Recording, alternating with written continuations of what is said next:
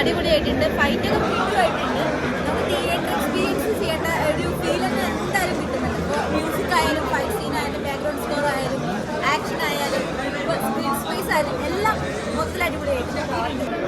പിന്നെ ഉണ്ണിയും പൂവും അടിപൊളിയാണ്. ഒരു ബിഗിനേഴ്സാണെന്ന് നമുക്ക് ഒരിക്കലും തോന്നില്ല. ഒരു ബിഗിനർ ഡയറക്ടറാണെന്ന് നമുക്ക് ഒരിക്കലും തോന്നില്ല. അത്ര അടിപൊളിയായിട്ട് ചെയ്തിട്ടുണ്ട്. എല്ലാം നല്ല അടിപൊളിയായിട്ടാണ്. എല്ലാവരും ഒരേപോലെ അടിപൊളിയായി. സ്പോർട്സ് ജോണർ ഉണ്ട്, പക്ഷെ കൂടുതൽ അവരുടെ ലൈഫും കാര്യങ്ങളും എല്ലാം ഉണ്ട്.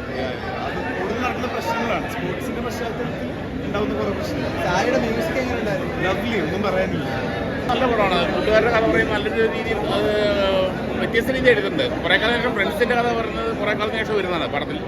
മലയാളത്തിൽ അങ്ങനെ പടം കുറേ കാലമായി വന്നിട്ട് ഫ്രണ്ട്ഷിപ്പിൻ്റെ കഥ പറയുന്നത്, അതുപോലെ തന്നെ ആക്ഷൻ, ചതി എല്ലാം മിക്സഡാണ് സംഭവം. നല്ല രസത്തിലെടുത്തിട്ട് തമിഴ് പശ്ചാത്തലം കുറച്ചുകൂടെ കാണാൻ രസം തോന്നുന്നുണ്ട്. പ്രകടനം എല്ലാം ആക്ഷൻസ് നന്നായിട്ടുണ്ട്. അതുപോലെ വില്ലന്മാർ വളരെ നന്നായിട്ടുണ്ട്. എല്ലാവരും നല്ല ഷൈനും ശാന്തിനും ശരിക്കും നല്ലൊരു ബ്രേക്ക് കിട്ടുന്ന പടമായിരിക്കും തന്നെ.